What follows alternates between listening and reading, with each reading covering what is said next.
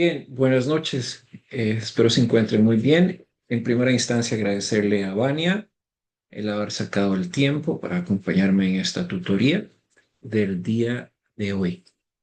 Eh, Traía uno de los temas y me interesa mucho hablar sobre el capital psicológico y la gestión en la cadena de suministros. Y ya voy a ir contándole por qué.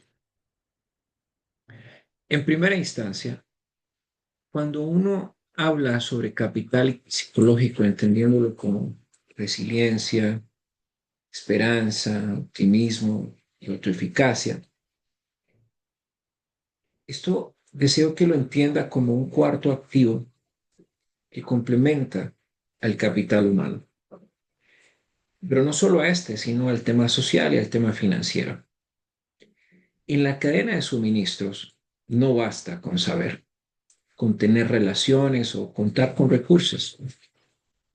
Lo decisivo es quién es el equipo cuando la cadena se quiebra. Ese quién explica por qué dos operaciones con procesos y sistemas similares reaccionan de forma distinta ante la misma disrupción. En términos simples, resiliencia es la capacidad de volver al plan después de un golpe.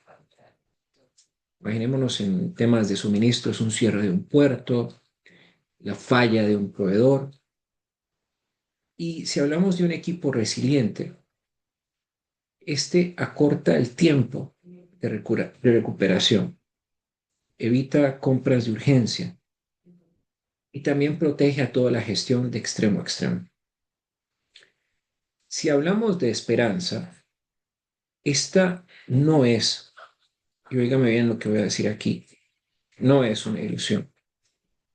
Son metas claras más rutas alternativas.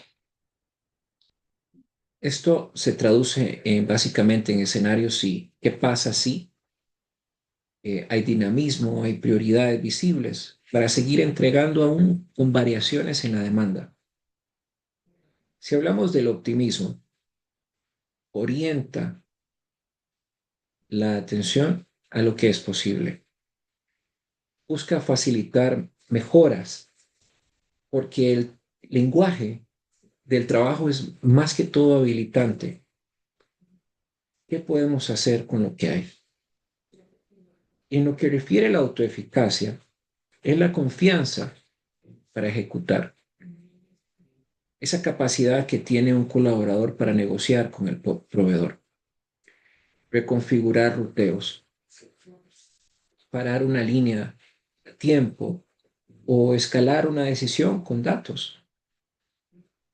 Y esto se ve en cada eslabón. La planificación que sostiene la disciplina, pese a la volatilidad. Abastecimiento que combina confianza y doble fuente. Producción que resuelve en piso sin escalar todo. Y logística que encuentra vías y ventanas alternativas. Podríamos decir servicio al cliente que comunica proactivamente cada una de las diferentes situaciones que pasan. Y los resultados al final del día son medibles.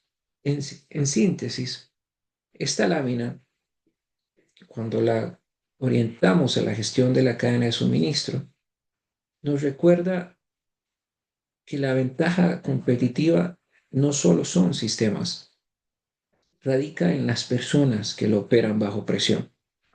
Y entonces el capital psicológico es profesionalizar esa ventaja y materializarla a lo largo del tiempo. A ver, aquí hay un círculo de influencia. Las personas y las relaciones que fortalecen, con su defecto, debilitan.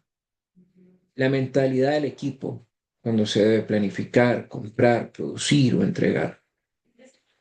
En la cadena de suministros, los resultados no dependen solo de procesos y sistemas. Dependen de un ecosistema humano que sostiene las decisiones diarias. Un círculo de influencia sano, jefaturas que habilitan, por ejemplo, compañeros que colaboran, proveedores que son confiables, pero sobre todo también clientes que le brindan a usted información para diseñar un nuevo producto o servicio. Eso alimenta la resiliencia, la esperanza, el optimismo y la eficacia de un equipo. Y al final del día eh, tenemos mayor dinamismo entre las personas. ¿Y por qué esta lámina tiene personas? Porque rodearse de seres humanos y, y estos que nutren a la vez no es un tema de habilidad blandas, es una estrategia operativa, un círculo de influencia bien cultivado convierte al capital humano en una ventaja competitiva en toda la cadena de suministros. Yo no sé si esto te va haciendo sentido, Vania, lo que estoy explicando. ¿Sí? ¿Te hace sentido? Okay. Cualquier duda que tengas, por favor, adelante, ¿de acuerdo? Nada más ahí te unes a la conversación. Luego, a ver, la fuerza de la voluntad en las operaciones. Yo quisiera dejar la inquietud que es esa disciplina que nos habilita a mantener un plan diario cuando cambian orientaciones, instrucciones o llegan insumos tarde o un sistema se cae. A ver, estar decidido a alcanzar los objetivos implica que cada persona conoce sus metas, sean en entregas, exactitudes de pronósticos, tiempos de entrega, costos para servir a los clientes. Y al final eso se traduce en un plan de ventas. A ver, ese plan de ventas y de operaciones que tiene que nacer a partir de una ejecución operativa, se analizan escenarios. ¿Qué pasa si? Y si eso sucediera, se logran activar rutas alternas.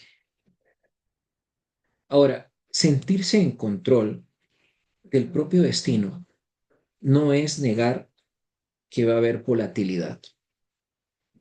Al final del día es diseñar alternativas y que nazcan en función de una fuente de abastecimiento. Acuerdos de capacidad flexible, por ejemplo, ventanas de despacho reconfigurables o reglas claras para acelerar aprobaciones. Pero finalmente, el sostener en el tiempo los objetivos es parte de una perseverancia operativa. Esta que después de cada situación hay una revisión para tener un aprendizaje, hay una corrección, un ajuste y se vuelve al plan. Lo que quiero ejemplificar es cómo a veces dentro de la gestión de la cadena de suministro sucede que hay motivaciones abstractas donde la esperanza se vuelve un sistema. Y el sistema genera tranquilidad y permite a las personas alcanzar en el corto, mediano o largo plazo lo que se han planteado. ¿A partir de qué? De la puesta en marcha de hábitos.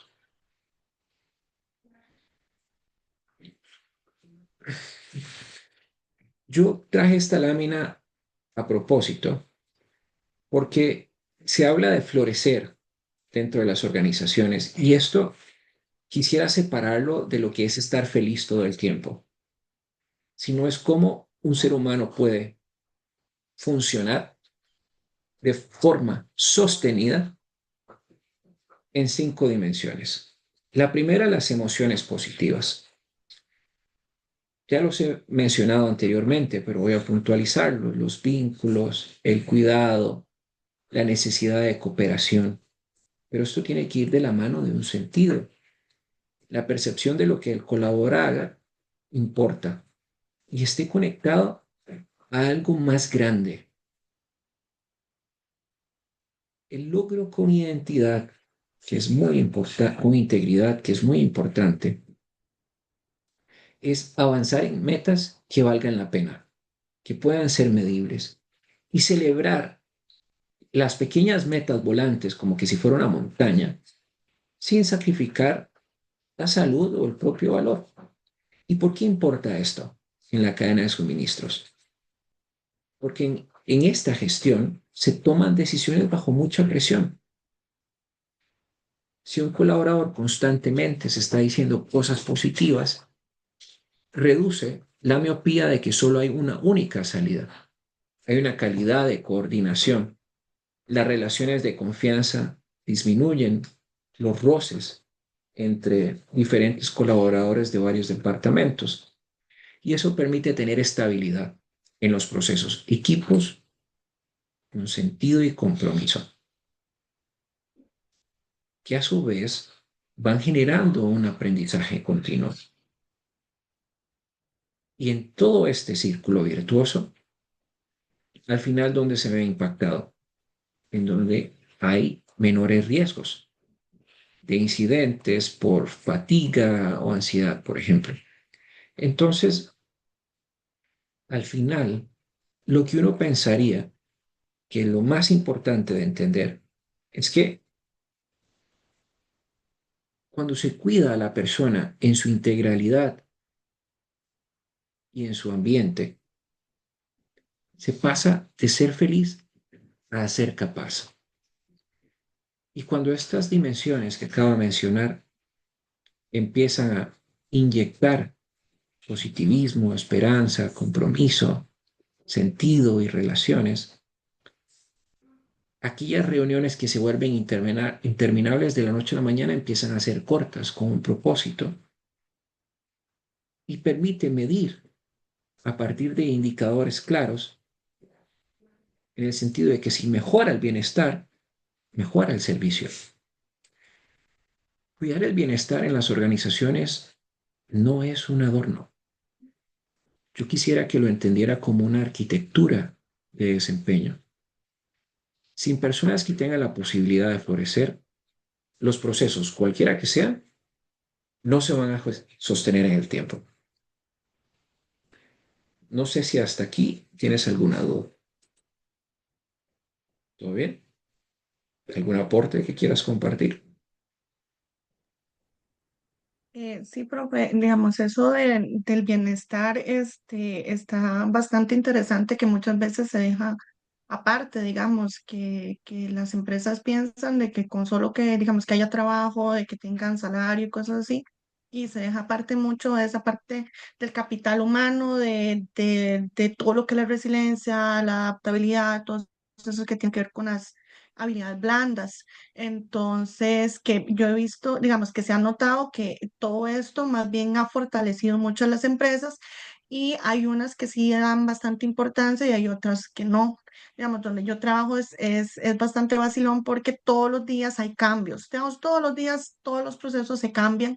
Es una cosa bastante estresante para muchos y mucha gente, digamos, ha renunciado, se ha retirado porque no pueden hacer digamos, esos cambios tan drásticos, tienen sus motivos, y también que la empresa no ha sabido cómo fomentar como ese capital o cómo fomentar esta habilidad que hemos desarrollado los que se quedan, por decir algo. Entonces sí me parece como importante que tenerlo bastante claro lo de que no solamente es producir por producir, sino que hay un montón de elementos detrás. Perfecto. Y así como lo has explicado, es la idea de esta pequeña disertación o estos temas al inicio. Bien, vamos a ir viendo ya el tema de la materia, la asignatura en sí. A ver, y quiero empezar. ¿Qué es lo que alimenta realmente la tecnología en la cadena? ¿Qué la habilita? No es tener sistemas por tenerlos, es la capacidad que tenga la organización de convertir datos en decisiones, aquellos que muevan inventario, capacidad y transporte, con menos fricción y costo. Entonces, una arquitectura de tecnología de la información bien diseñada crea visibilidad, sincroniza y también posibilita la automatización en lo que refiere al servicio y la eficacia en la gestión de la cadena de suministros. Hay 4 beneficios que quiero explicar con algún ejemplo para que quede un poquito más claro. Si hablamos de mayor conocimiento y visibilidad, quisiera que lo entendiéramos de extremo a extremo, desde que inicia un proceso hasta que termina. ¿A qué me refiero? Significa poder ver existencias, pedidos, capacidad, restricciones en tiempo real, desde el proveedor hasta el cliente. Y un ejemplo son tableros que muestren el inventario disponible, órdenes en tránsito, estimaciones de llegada por ruta, sensores, por ejemplo, escaneo en almacén y transporte, que actualicen los estados prácticamente sin tener que teclearlo.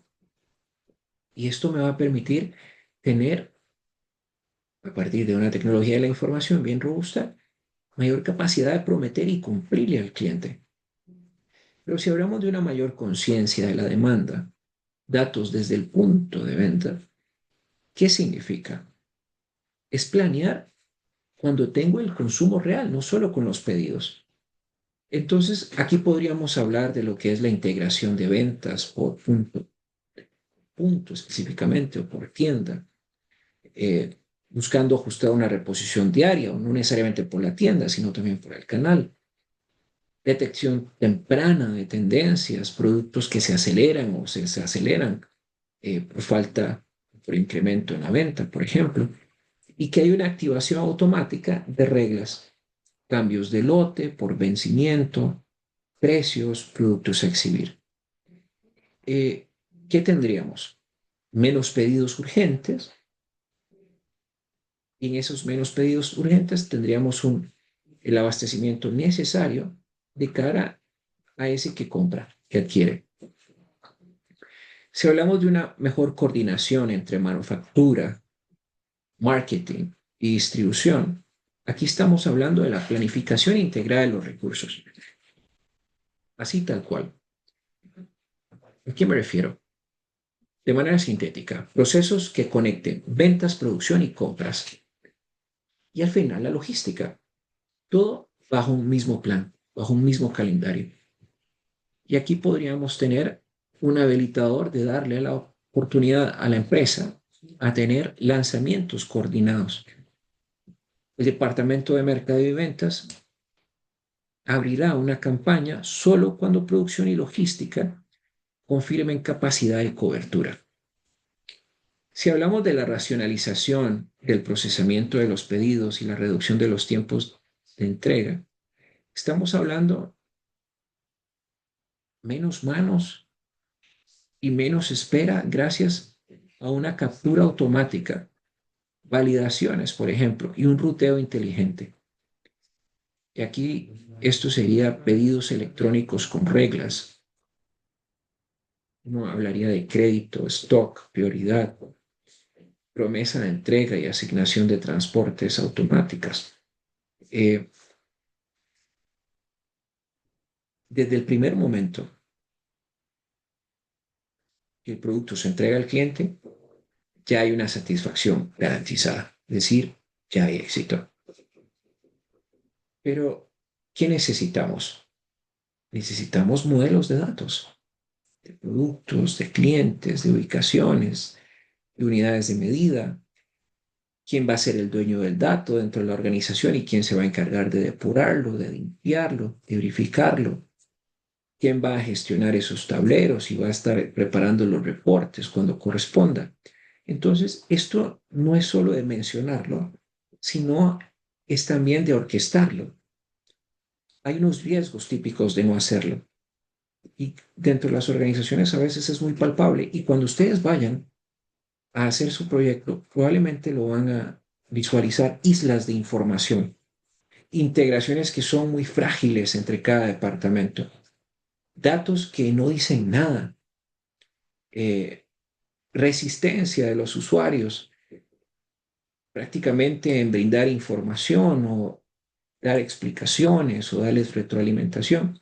Y ahí es donde ustedes, con los elementos que les estamos dando en esta asignatura, puedan incluir, puedan diagnosticar, puedan proponer y puedan ir visualizando en ese entendimiento del todo de una cadena de suministros, en qué puntos específicos podrían incidir de manera positiva y de mayor impacto.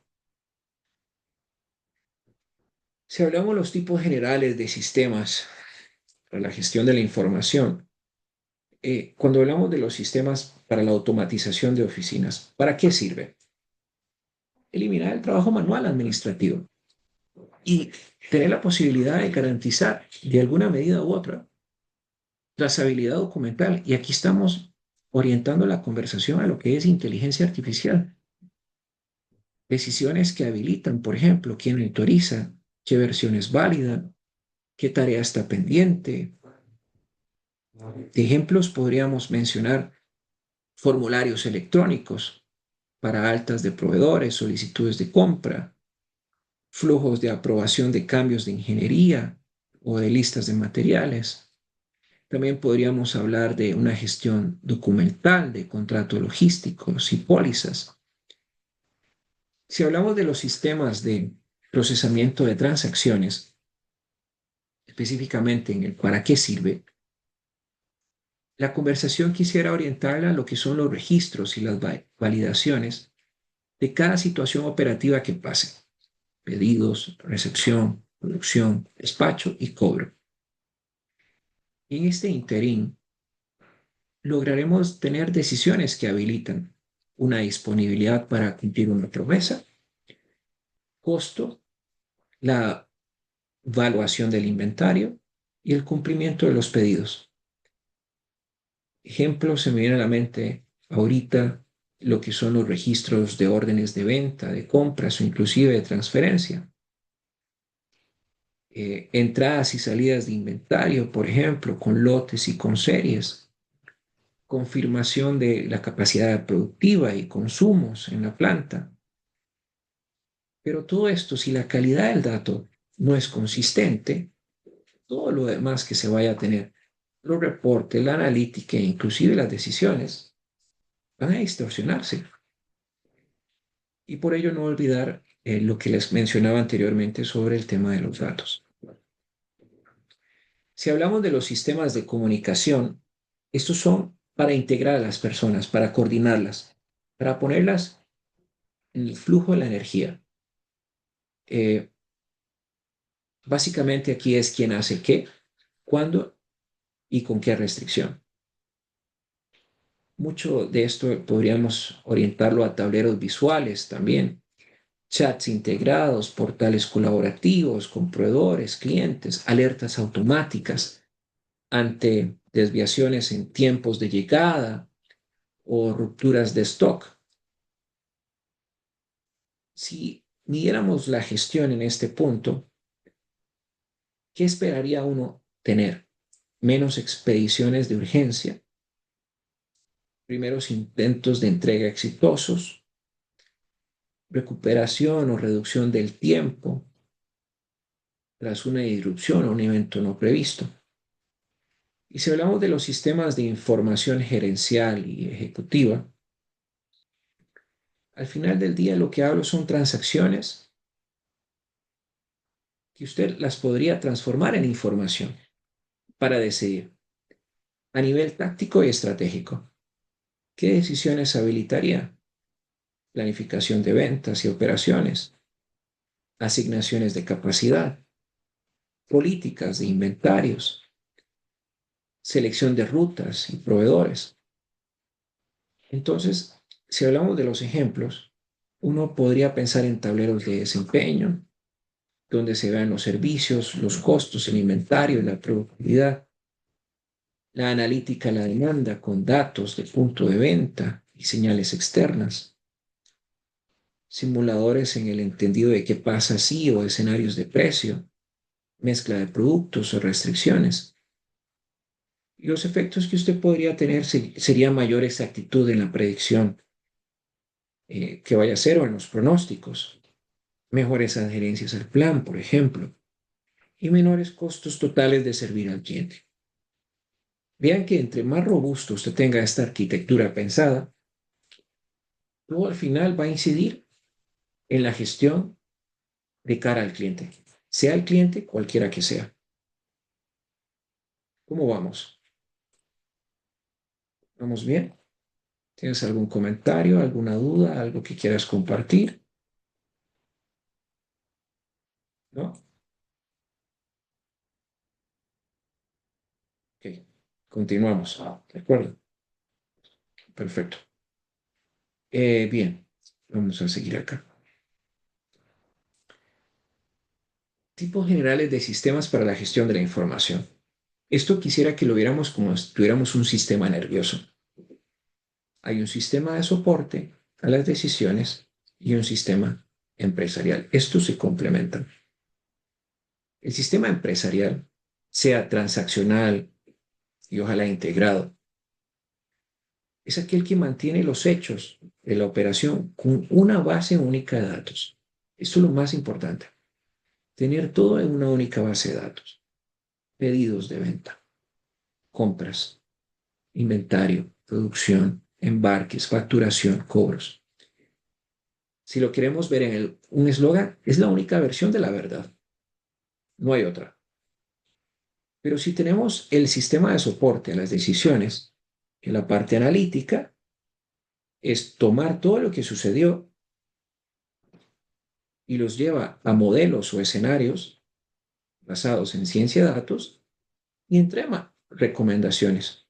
Cuánto hay que producir, cuánto hay que comprar, por dónde sería mejor transportar, qué precio o qué política de inventario debe aplicarse. ¿Qué es lo que pasa? Si el sistema empresarial registra mal, el analítico va a decidir mal. Y si el analítico no existe, la empresa va a operar a ciegas, con datos sueltos. Entonces, el sistema empresarial es, voy a orientar esto a qué habilita y cómo se ve. ¿Qué resuelve? Estandariza los procesos, asegura que exista trazabilidad y también elimina las mal llamadas islas de información, esos feudos que existen. ¿Cuál es un componente típico? Catálogos maestros debidamente depurados, módulos integrados, compras, ventas, contabilidad alimentario, la producción, el mantenimiento, la gestión de los almacenes, el transporte, servicio al cliente. ¿Cuál sería un beneficio que podría uno palpar? Exactitud del inventario eh, y también la trazabilidad, si lo queremos, por lote o por serie. Menores tiempos de ciclo en los pedidos, desde que se toma hasta que se cobra. Si hablamos del sistema de soporte a las decisiones, como lo mencionaba al inicio, sin los datos, la empresa opera a ciegas. Pero aquí vamos a pasar del dato a la acción.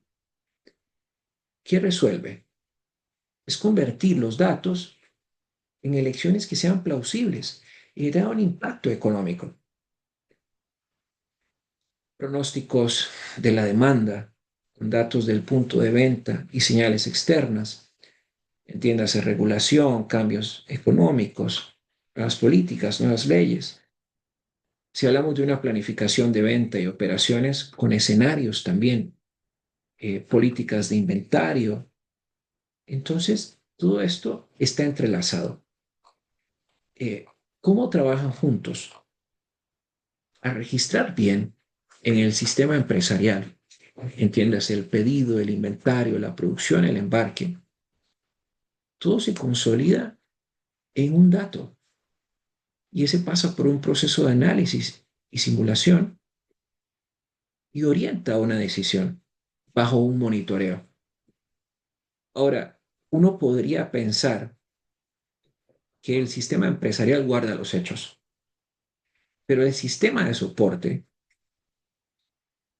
brinda esa palanca, las decisiones, para convertirlas en elecciones que vean resultados tanto en el servicio como en el costo. Ahora, si los pegamos, si los amoldamos, quisiera que se guarde esto. Es esa arquitectura que hace sostenible la excelencia en la cadena de suministros. Entonces recuerde, hay un sistema empresarial y tengo un sistema de soporte a las decisiones en función de la capacidad analítica que tenga la empresa. Ojalá usted estas dos consideraciones las tenga en la retina de cara al diagnóstico en su proyecto, específicamente en la parte A del mismo. La gestión de la demanda. A ver, la gestión de la demanda al final del día es un proceso continuo que integra esa capacidad que tenga la empresa de escuchar al mercado, anticiparlo, pero también darle forma y cumplir con realismo lo que usted está prometiendo. No se, a ver, no se limita a elaborar un pronóstico, porque mucho se habla de que gestionar la demanda es dar un dato, una proyección, una predicción, sino todo inicia con la capacidad que tenga usted de recoger hechos confiables, ventas por punto, pedidos, devoluciones, estacionalidades, calendarios, promociones, señales externas. Vea que todo es una sumatoria de eventos y depurarlos de una forma que logren hablar el mismo idioma. Y con base a todo esto se construye un pronóstico en distintos horizontes. Pueden ser semanales, pueden ser mensual, puede ser trimestral, puede ser cuatrimestral, puede ser semestral, en fin, y en diferentes niveles, artículo, canal, región y combinato métodos simples. A partir de ahí, no ha terminado la gestión de la demanda. Se tiene que decidir cómo cumplir. Si la estrategia es fabricar para inventario, el pronóstico es aquel que va a guiar el plan de producción y las existencias de seguridad. Si se fabrica contra pedido, orienta materiales y capacidad. Y el pedido al final es el que activa la ejecución. Cuando se ensambla a pedido, por ejemplo, los componentes se planean en función del pronóstico y la configuración es el pedido en su conjunto. Pero en paralelo, la organización es la que tiene que dar forma a la demanda. ¿Con qué? Con precios, promociones, productos sustitutos y también fechas. El compromiso del cliente es volverlo concreto, promesas de entrega que sean realistas en función de la capacidad que tenga la empresa. Y este proceso vive dentro de la planificación de las ventas, pero sobre todo también de las operaciones. Ahora, si no hay responsabilidades repartidas en función, por ejemplo, mercadeo y ventas que aporten esa inteligencia comercial, la planificación de la demanda, consolida los datos, modela escenarios también y propone un plan base, pero también operaciones y compras tienen que validar esa capacidad. Finanzas verifica si hay capacidad de pago o planes que económicamente sean viables para cumplir con las compras y las expectativas. Todo esto tendrá sentido, pero recuerde, hay que medirlo. Entonces tiene que haber una gobernabilidad a partir de métricas. Y aquí va a depender de la exactitud del método y la forma del pronóstico de la predicción. Eh, yo quisiera que usted pregunte dentro de la empresa, ¿se pronostica con hechos o con opiniones? ¿Se trabaja con un único plan o hay diferentes versiones del plan? Eh, ¿Se integra esa gestión de la demanda en función de un calendario de promociones? Y eso permite calcular el inventario de existencias de seguridad, por ejemplo. Como usted ve, espero que tras estas eh, explicaciones, gestionar la demanda es convertir la variabilidad del mercado, óigame bien, en una coordinación operativa. No es en un dato, no es cuando una persona da un dato, no. Pero también cuando ese dato es confiable, todo lo que sucede, un efecto dominó, va a ser confiable y ese plan va a ser compartido por cada una de las unidades dentro de la organización. Y hay una conversación honesta entre los diferentes actores. Y ahí es donde las urgencias se reducen, la cadena de suministros gana velocidad, servicio y rentabilidad. Ahora, la gestión de pedidos, otro de los temas más sonados dentro de la cadena de suministros. Esta quisiera que la entienda como el hilo que cose la promesa comercial con la ejecución logística. Así nomás. Su ciclo parte desde que el cliente emite el pedido hasta que lo recibe y lo confirma. Pero este incluye la captura y la validación del mismo, la verificación del crédito, la disponibilidad en términos de recursos y capacidades para cumplir con la promesa, asignación de inventario de capacidad, el prepararlo en el almacén, el despacho, el transporte, la entrega y también un comprobante de entrega. Cuando más real sea el dato en cada eslabón, más corto y predecible va a ser el tiempo de ciclo y menor el costo por servir al cliente. ¿A qué me refiero? Que el pedido no vive aislado, está unido al pronóstico de la demanda. Si la empresa espera a que lleguen los pedidos, termina transportando y comprando urgencias.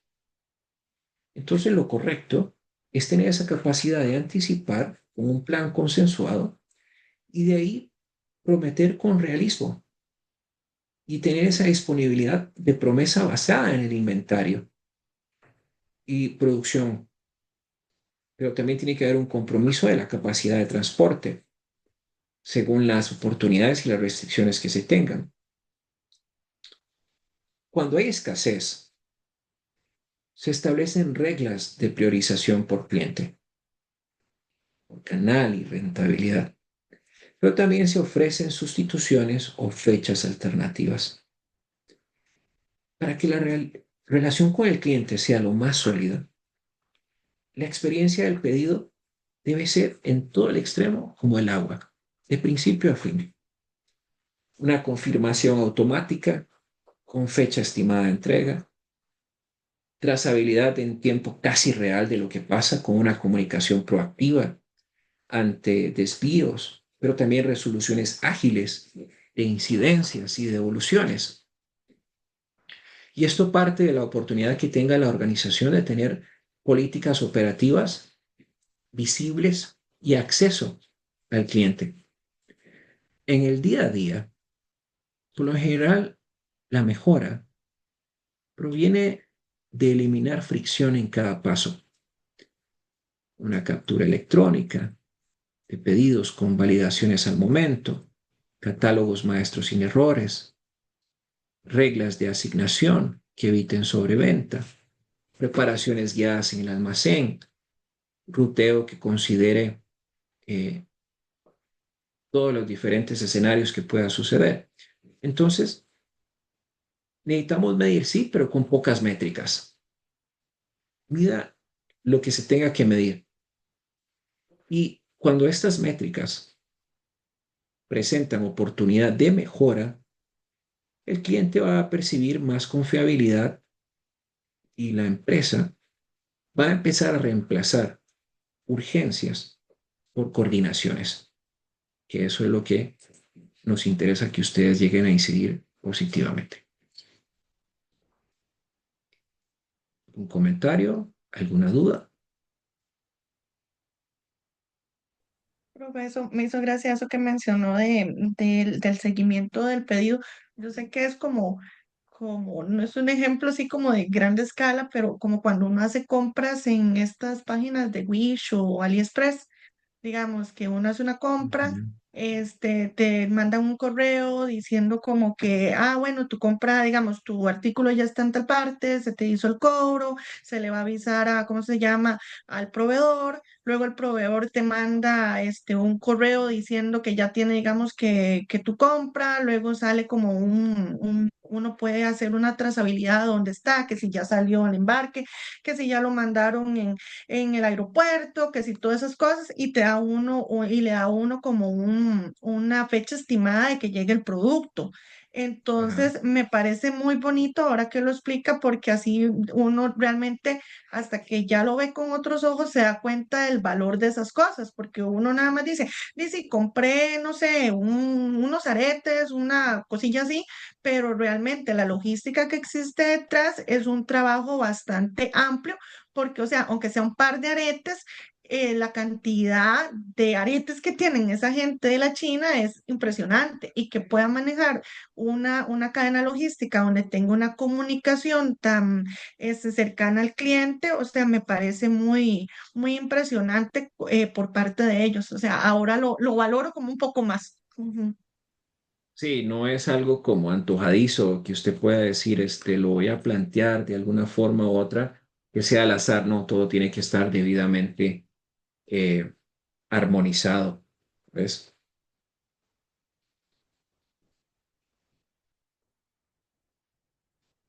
Bien, gracias por el comentario. Vamos a continuar. Algunas consideraciones a la gestión de pedidos. A ver, para gestionar los pedidos con criterio, no alcanza con mirar el promedio, el tiempo que tarda un pedido en completarse.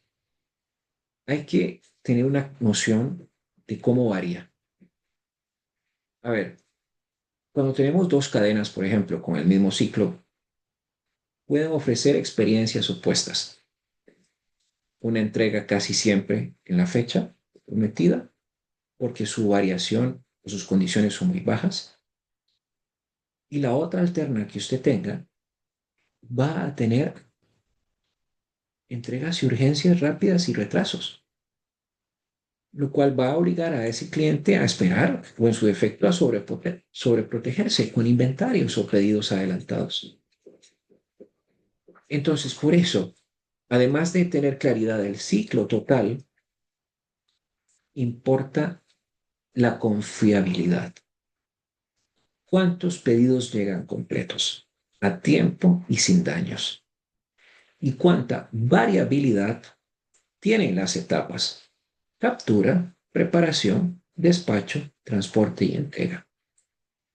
Reducir la variación estandarizando procesos, también eliminando retrabajos y asegurar tener datos maestros correctos va a valer mucho más que utilizar un tiempo promedio. Pero por lo general, eh, para tomar decisiones casi como que insofactas, se usan los promedios. Yo no tengo nada contra el promedio, pero lo que quiero es orientar y ampliar la percepción de que hay más allá de ese método. El segundo punto que traigo es recordar que hay un equilibrio básico. Cuando más largo y más inciertos son los ciclos, más inventario usted va a necesitar para que el sistema no le falle. Si un reabastecimiento, se me viene a la mente ahorita, tarda semanas y además ese tiempo hay una fluctuación, la empresa va a tener que elevar las existencias de seguridad para cubrir la incertidumbre. Y la manera sana, entre otras que puede haber de bajar inventario, no es ordenar menos, sino acortar y estabilizar el ciclo. Simplifique aprobaciones, consolide fuentes confiables, aumente de repente la frecuencia de abastecimiento con lotes más pequeños y acerque el inventario a la demanda. Muchas estrategias es utilizar, por ejemplo, almacenes de tránsito y tenga la capacidad de diseñar rutas y citas que se cumplan. Cuando el ciclo cae y su variación se estrecha, las existencias de seguridad pueden reducirse sin perder el nivel de servicio. Y como un tercer punto, que ya lo hemos agotado hasta la saciedad, pero lo quiero volver a retomar, son los sistemas de información. Los sistemas o las tecnologías emergentes permiten capturar pedidos sin errores, validar créditos, disponibilidades prácticamente en un segundo. Ahora, ¿qué es una ventaja de hacerlo? Tener ciclos menores y predecibles, pero eso va a dar como resultado menos entregas fallidas y costos por pedido más bajos. Ahora, en la práctica, la gestión de pedidos se construye con decisiones bien fundamentadas. Si esas decisiones no son lo más acercadas a la realidad, usted va a tener que pedir con mayor urgencia, tener una organización completamente estresada y personas al punto del sofoque emocional, por cuanto son los más, ¿cómo podría decirse?, los más afectados si no se tienen los insumos, dependiendo de la cadena de suministros y claramente la organización y la orientación estratégica de la empresa, los recursos a tiempo. Y esto desestabiliza las demás áreas. Por eso cuando hablamos de la gestión de la cadena de suministros, siempre he enfatizado en que es la columna vertebral de una organización, así sin más. Si tuviéramos un cuerpo humano, esa columna que lo sostiene. Hablemos un poquito sobre lo que es el ciclo de los pedidos. Es esa secuencia que convierte una intención de compra en producto recibido y confirmado. Vamos a iniciar con la transmisión del pedido. El cliente lo emite y el vendedor lo recibe por cualquier canal, telefónico, electrónico o por medio de una aplicación. Luego viene lo que es el procesamiento del pedido. La organización decide desde qué ubicación va a brindar o va a surtir. Reserva el inventario o esa capacidad de producción, genera la orden y emite la documentación que corresponda. Pero viene la calidad del dato. ¿Por qué? Porque dependiendo del tipo de cliente, la cantidad que se pida, hay una serie de acciones que hay que valorar. Tengo capacidad, tengo el inventario, puedo producirlo, y si no, ¿qué pasa? Hay que activar diferentes alternativas. La primera, segmentar los envíos, es decir, dividirlos. Ofrecer fechas alternativas. Proponer un sustituto. O en su defecto, valorar si otra bodega o otro almacén lo tiene y el traslado del mayor tiempo posible. Traigo el ejemplo de las farmacias. Por ejemplo, las farmacias, diferentes puntos de venta. Algunas tienen productos y otras no. Pero cuando no se tienen, hay una única ruta en esa zona que pasa recogiendo los productos o dejando productos desde el almacén central. Pero al tener solo un transporte, el cliente tiene que esperar 2 o 3 días. Hoy, con tanta competencia, usted esperaría 2 o 3 días cuando usted puede cruzar a otra farmacia y comprarlo. No. Creo que la respuesta es no. ¿Usted qué opina, Vania? ¿Usted esperaría? No. ¿Verdad? Si es urgente, no, pero es vacilón Ok. porque si lo hacen o a veces más bien le dicen a uno, hay disponible en tal farmacia para que uno vaya y uno es como, "Ay, Y eso a usted le da confiabilidad. de la verdad es que es molesto porque se supone, digamos, que si tienen en otro lugar, ¿por qué se tiene que desplazar el cliente? No es más fácil, digamos, darle una solución diferente y decirle, no lo tengo, pero voy a mandarlo a pedir, se lo voy a entregar a su casa. O sea, para mí eso da mayor servicio al cliente porque uno lo que hace es que no vuelve a buscar ese producto en esa farmacia, sino que a una farmacia más cercana. Entonces se pierde como eso. O sea, a mí eso sí me molesta. Sí. Y al final ¿Qué hace usted? Se va a otro lugar, supongo, ¿no? Sí, la mayoría. La última vez que me pasó, sí, lo compré en otro lado porque no me dieron o sea, fue así como es que hay, pero digamos, yo vivo aquí en Entre Ríos. Entonces me dice, ay, pero en Cartago. Y yo no voy a ir a Cartago. O sea, y no fue como que dijeron, se lo vamos a traer mañana o se lo mandamos a la casa, sino como hasta de hecho fue vacilón porque la muchacha me dijo, pero si quiere busquen otra farmacia, tal vez ahí tengan. Y uno como, ok, gracias. Y sobre todo, ese, esa promesa de volver, usted lo piensa dos veces. Y esto que usted me está contando me permite cerrar la lámina con lo siguiente. Cuando hay un ciclo de pedidos confiable, convierte esas promesas de entregas en menos variación, menos urgencias y más clientes que vuelven. Entonces, cuando usted tiene este ciclo debidamente definido y debidamente estratificado con reglas claras y todos los involucrados están de acuerdo, usted va a poder medirlo y va a poder tener esa variabilidad por los ciclos, va a poder encontrar ese umbral acorde a su capacidad y va a ir aprendiendo de lo que va sucediendo en el tiempo para mejorar cada vez más esa promesa con el cliente. Lo que pasa es que en muchas organizaciones no se hace. Pero viene un tema, el servicio al cliente. A ver, el servicio al cliente, si hablamos de una definición operativa, en el campo del servicio al cliente, es la capacidad que tenga esa cadena de suministros para cumplir con lo prometido a tiempo, con altos niveles de confianza, bajo esquemas de comunicación debidamente validados y una conveniencia. Si de alguno de estos falla, el cliente lo va a servir como algo defectuoso, lo va a percibir como un mal servicio.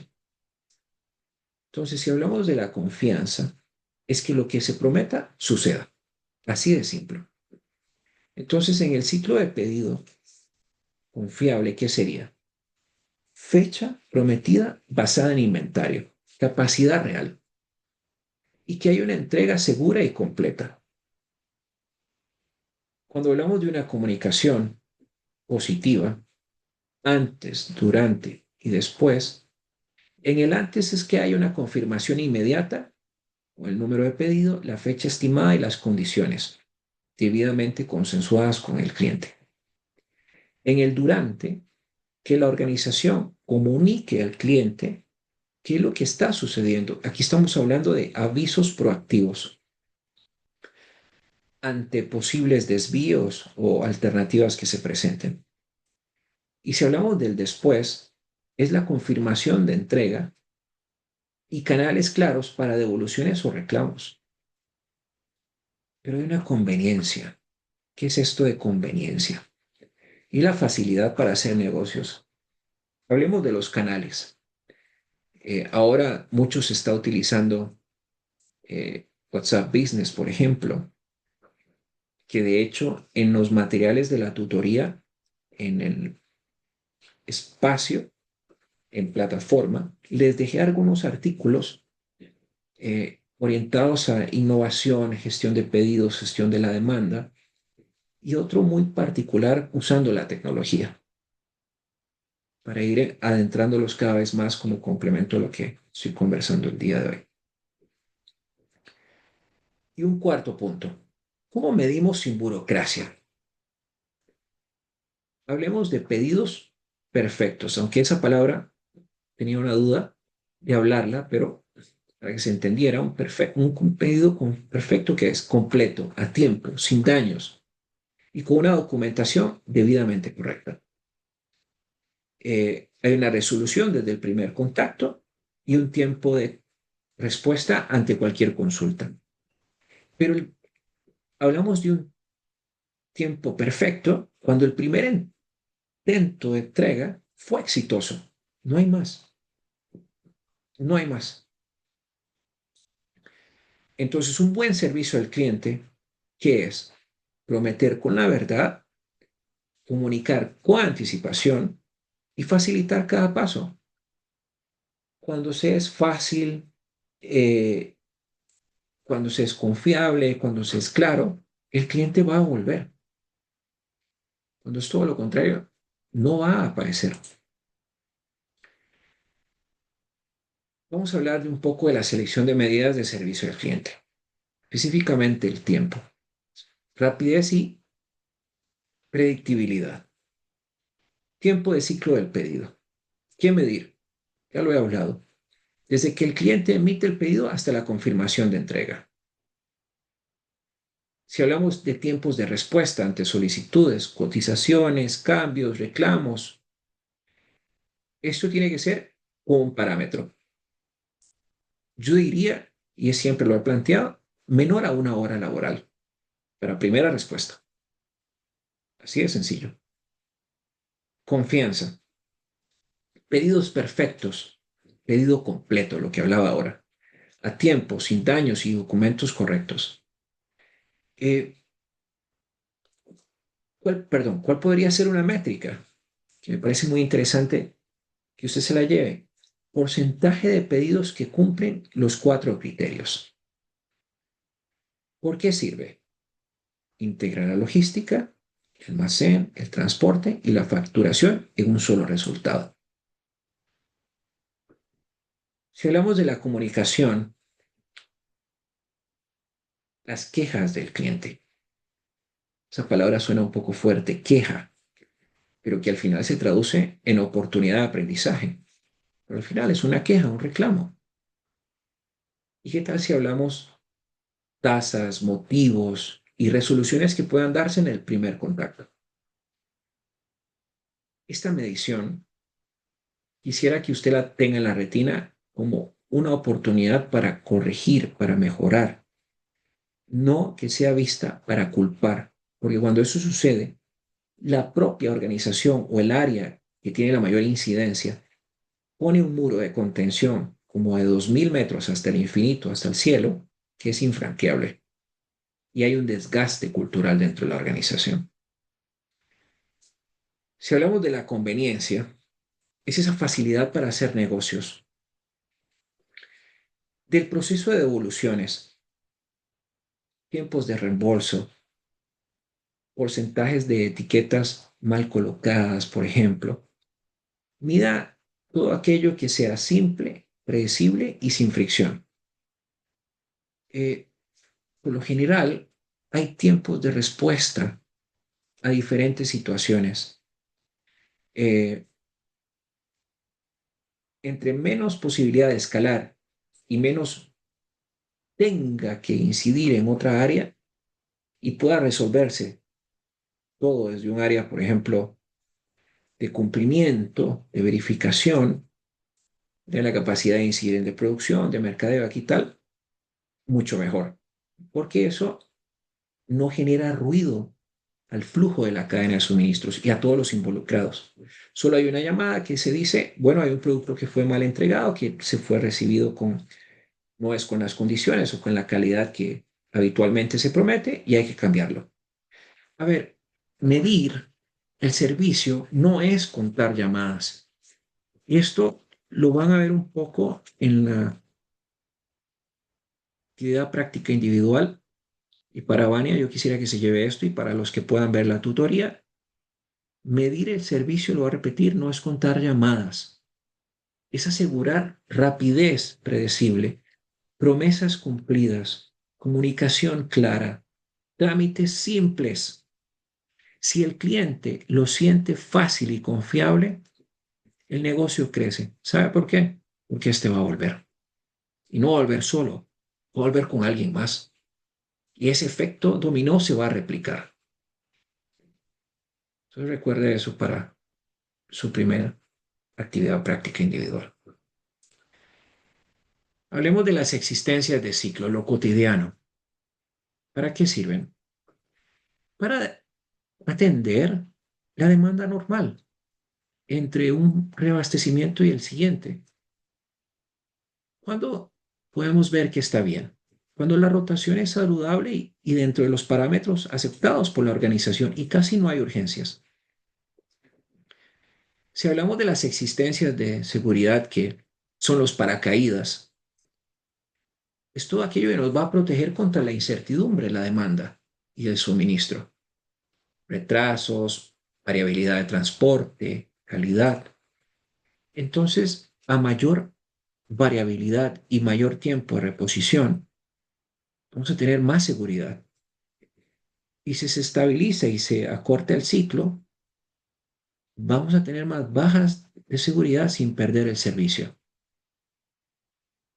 Si hablamos de la existencia de tránsito de línea, lo que ya va en camino, por eso se llama de línea y de tránsito, eh, unidades que están viajando entre la planta, centros de distribución y tiendas, mucho el ejemplo de las farmacias que hablábamos anteriormente.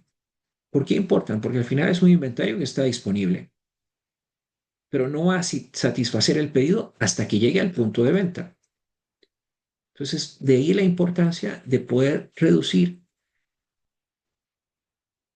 ese punto a otro en el menor tiempo posible. Y hablemos de las existencias especulativas. Son aquellas que se acumulan por temporadas, subidas de precio o posible escasez. ¿Cuándo hay sentido a esto? Cuando hay una demanda muy previsible. Por ejemplo, campañas escolares o ahorita que se aproxima la Navidad o el día de la mascarada. Entonces, eh, siempre es importante, perdón, siempre es importante tener claro que el inventario es un seguro, no un sustituto de la coordinación. Si acortamos y estabilizamos el inventario de reposición, el seguro, que es el inventario, va a bajar, va a rotar más rápido, va a haber mayor liquidez, la gente va a estar comprando y el servicio va a subir a los niveles esperados y por ende va a darle mayor estabilidad a la organización. A este punto, deseo preguntarte, Vania, si tienes alguna duda, algún comentario, algo que quieras mencionar. Digamos, esto del inventario, me llama mucho la atención cuando fue lo de la Ujú. pandemia, que hubo mucha escasez, de todo lo que eran las mascarillas, todo lo que eran los alcoholes y todo eso, porque fue algo, digamos, imprevisto para muchas empresas. Entonces, a pesar de que tal vez tuvieran sus existencias de seguridad, por ejemplo, las mascarillas 3M, ¿verdad? Que ellos manejan un stock grande para las mascarillas N95 porque ellos son los que, digamos, tienen una venta constante para los hospitales y todo eso. E igualmente, me imagino que a pesar de que tuvieran sus existencias de seguridad y todas sus especulaciones, no pudieron dar abasto debido a la gran demanda que se hubo. Entonces, me llama mucho la atención como que a pesar de que uno puede tener todo eso, siempre hay situaciones que se salen de lo normal o de lo corriente. Así es, así es. Y de ahí la importancia de esta lámina, elementos asociados al inventario. ¿Qué? Que el inventario nunca es gratis. Cada caja que sea inmovilizada tiene un costo de manejo, por ejemplo, y constituye un capital financiero que es atado. Odegaje, seguros, mermas, obsolescencia. Mientras más tiempo permanece un artículo en estantería, más va a crecer ese costo invisible. Por eso, reducir el inventario sin perder el servicio es ganar el dinero, yo le llamo dos veces. Baja el gasto y libera el efectivo. Pero entonces ahí vienen los costos del pedido, que son todos los costos de poner en marcha, por así decirlo, un reabastecimiento. Cuando se emite la orden, la aprobación, la coordinación del transporte, preparar la producción. Y si estos costos son altos, la empresa tiende a pedir en lotes grandes y poco frecuentes también, lo que va a elevar el inventario de ciclo. Pero si logramos bajar estos costos, por ejemplo, con una automatización de la orden, tengamos acuerdos marco, por ejemplo, y tiempos de preparación más cortos, podemos medir con más frecuencia y mantener menos stock.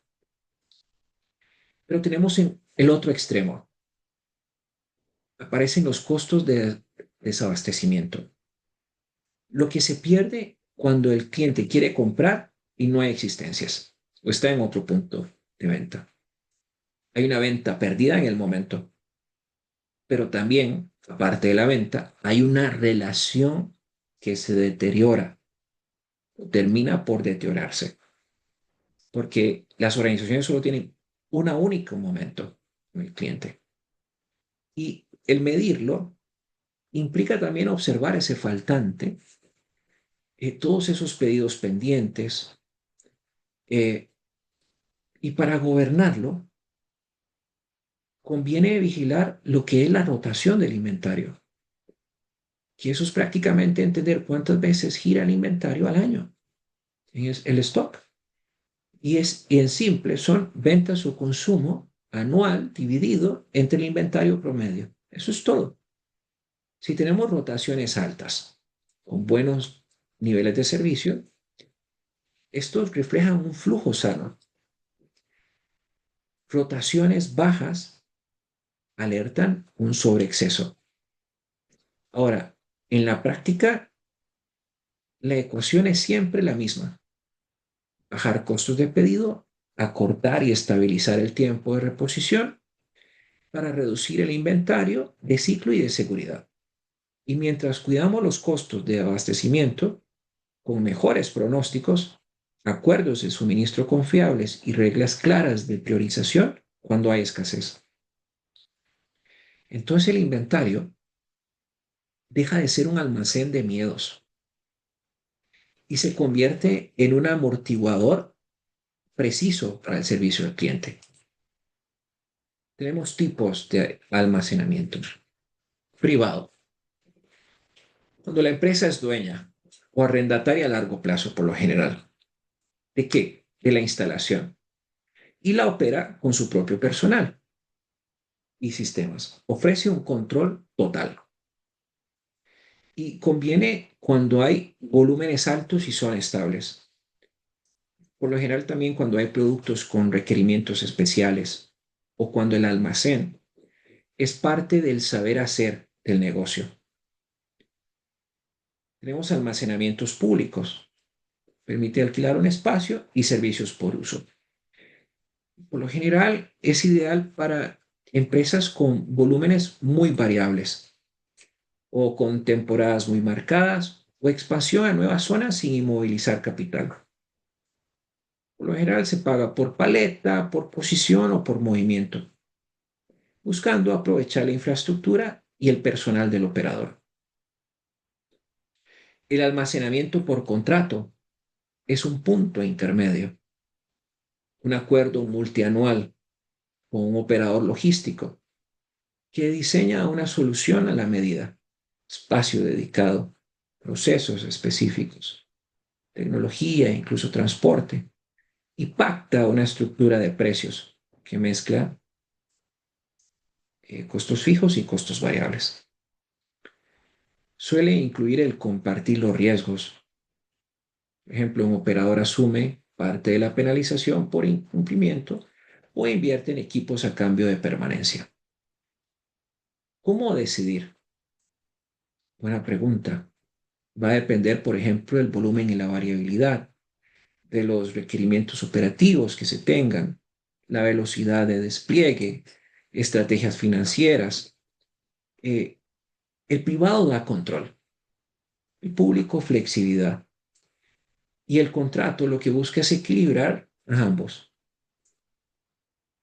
La elección, porque muchas veces me ha hecho esa pregunta, pues, ¿cuál sería la mejor? Bueno, yo quiero, para ser concordante con lo que les he comentado, la elección debe estar en función del servicio que usted prometa dentro de la organización, siempre al menor costo posible, teniendo la posibilidad de crecer en el futuro, sea con almacenamiento propio o arrendado o que sea por contrato.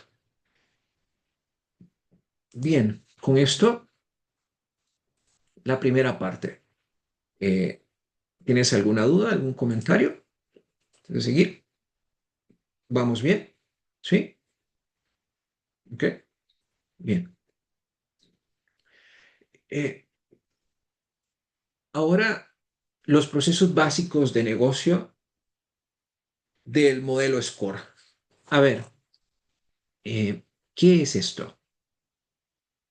Y en este punto me voy a detener y explicarlo eh, lo mejor posible para que quede bien claro algo que es muy importante de cara a lo que viene en esta primera parte. Entiéndase, idea práctica individual, diagnóstico, etcétera, ¿no? Ok, vamos ahí. El modelo SCORE, Supply Chain Operations Reference, es ese marco estándar para diseñar, medir y mejorar cadenas de suministro. Y reúne los procesos clave, métricas y las mejores prácticas en un lenguaje común. ¿Qué incluye? Procesos de extremo a extremo.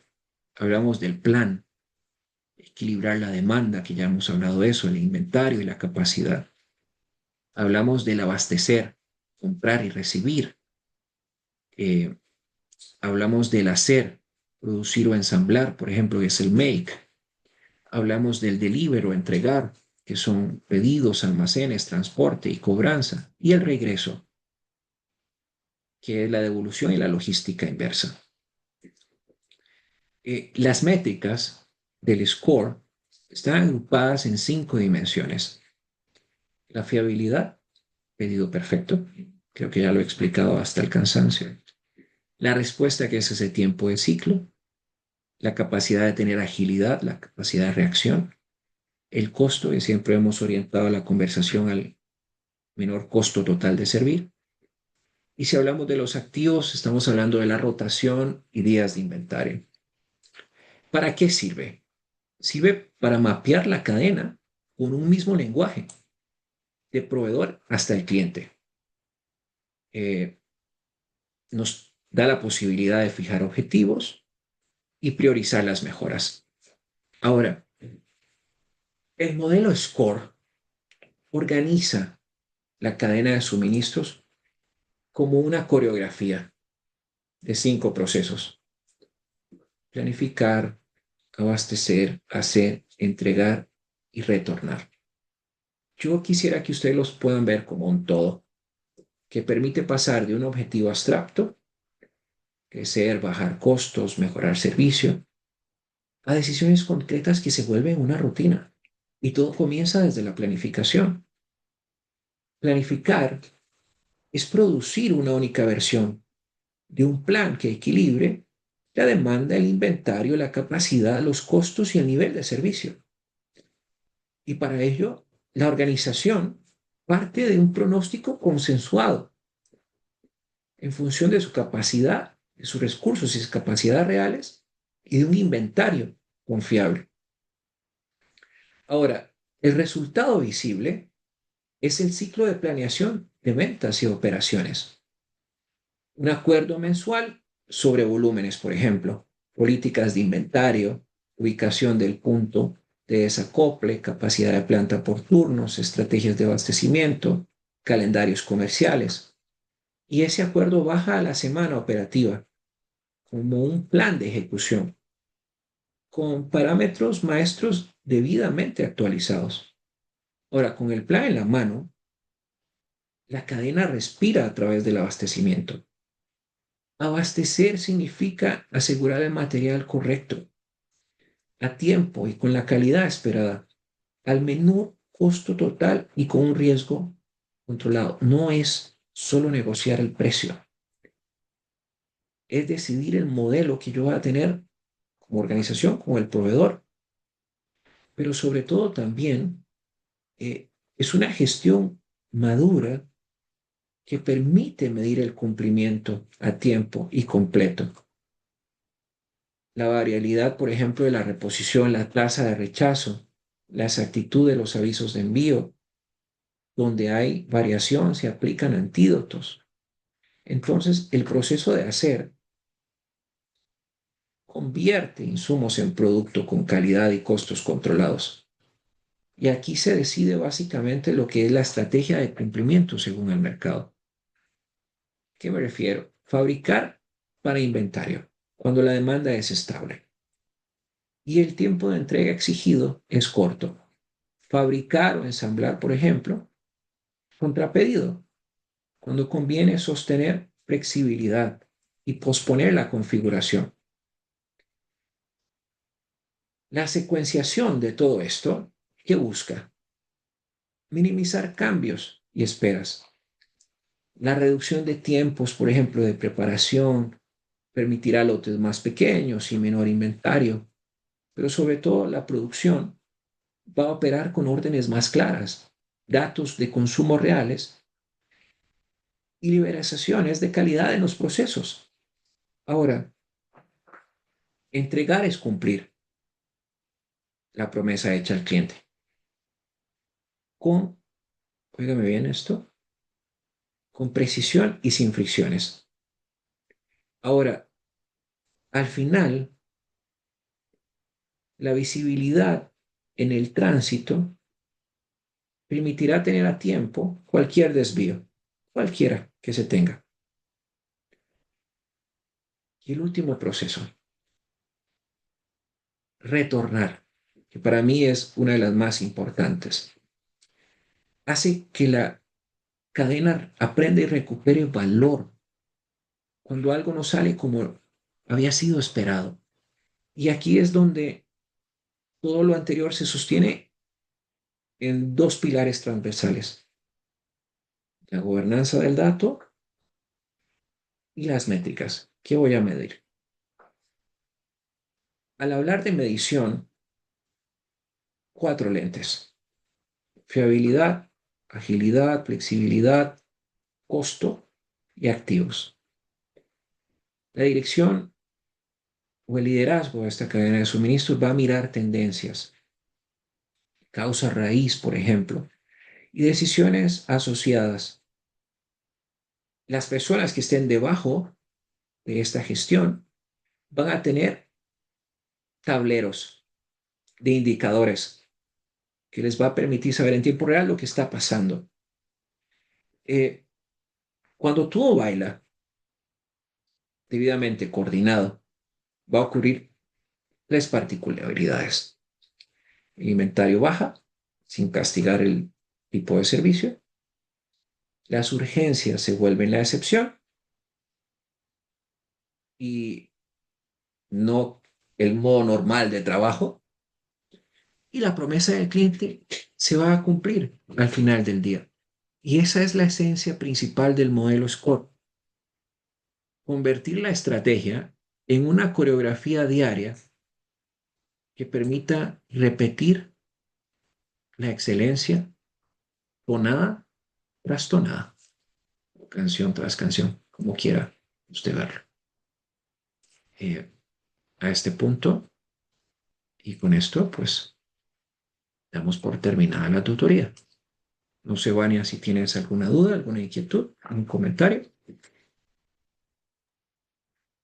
No, profe, todo está muy bonito, o sea, bonito en cuando uno ya ve como y va entendiendo un poco más, no solamente con la lectura, sino como que ya va viendo como más amplio y todo desde otro punto de vista, porque tal vez uno, en lo que es logística, bueno, en mi caso yo realmente, uno solo piensa como es eso, como de ordenar y pasar y que todo vaya bien, pero viéndolo desde como usted lo explica, ya ve uno como más aspectos que antes tal vez no los tenían tan en cuenta o no les daba tanta importancia. Entonces sí me ha parecido muy, o sea, muy enriquecedora a nivel personal todo lo que hemos aprendido. Ujú. Bien, bueno, te agradezco mucho por esas palabras y quedo a la orden para cualquier comentario, duda en la plataforma. Y nuevamente gracias por estar acá. ¿Oíste? Y buenas noches. Gracias, profe. Hasta luego. Hasta luego. Buenas noches.